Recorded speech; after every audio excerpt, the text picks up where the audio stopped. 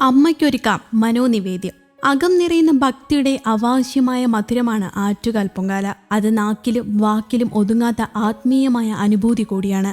ദേവീപ്രസാദമായി ഭക്തമനസ്സിൽ ഒരുക്കുന്ന തിരുമധുര നേർച്ചകൾ പലതാണ്. ഭക്തർ പൊങ്കാലയിടുന്ന പ്രധാന വിഭവങ്ങളുടെ ചേരുവകൾ പാചക വിദഗ്ധ ഡോക്ടർ ലക്ഷ്മി നായർ കേരള കൗമുദിയോട് പങ്കുവയ്ക്കുന്നു. തെരളിയപ്പം ദേവീദേവന്മാരുടെ ഇഷ്ടവഴിപാടായി കരുതപ്പെടുന്നു. കാര്യസിദ്ധിക്ക് ഉത്തമം. 2 കപ്പ് അരിപ്പൊടി വറുത്തത്, ചെറുതരിയുള്ളത്, ചീകിയ ശർക്കര 2 കപ്പ്, പഴം വേണമെങ്കിൽ ചേർക്കാം, തെരളിയില, വയണയില, ഏലക്കാപ്പൊടി വേണമെങ്കിൽ.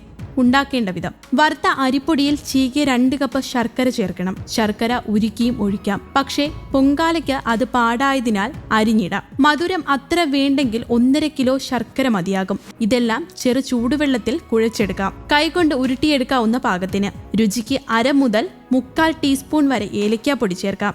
ഇവയെല്ലാം കുഴച്ചെടുത്ത് ഇഷ്ട ആകൃതിയിൽ തെരളിയിലയിൽ നിറയ്ക്കാം. തെരളിയില കുമ്പിൾ പോലെയും മടക്കിയെടുക്കാം. ഓരോ തെരളിയപ്പവും ഈർക്കിലിൽ മാല പോലെ കോർത്തെടുക്കാം. ഇലയുടെ വലുപ്പമനുസരിച്ച് 1-ൽ 2-3 അപ്പം വയ്ക്കാം. ഇത് ഇഡലിപ്പാത്രത്തിൽ വേവിച്ചെടുക്കാം. നല്ല പോലെ വെന്ത ശേഷം പുറത്തെടുക്കാം. 2 കപ്പ് അരിപ്പൊടിയിൽ നിന്ന് 10 എണ്ണം വരെ ഉണ്ടാക്കാം. പഴം ചേർത്താൽ വെള്ളം ചേർക്കേണ്ട കാര്യമില്ല.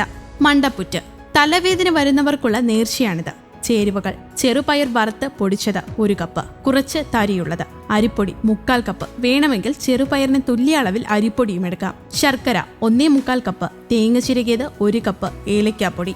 ഉണ്ടാക്കേണ്ട വിധം: വറുത്ത് പൊടിച്ച ചെറുപയറിലേക്ക് പാകത്തിന് ചിരകിയ ശർക്കരയും അരിപ്പൊടിയും ചേർക്കണം. 1/2 മുതൽ 3/4 ടീസ്പൂൺ വരെ ഏലക്കാപ്പൊടിയും ചേർക്കാം. ചെറു ചൂടുവെള്ളത്തിൽ എല്ലാം കുഴിച്ച് കൈകൊണ്ട് വലിയ ഉരുളയാക്കി എടുക്കണം. ഇവ ആവിയിൽ വേവിച്ചെടുക്കാം.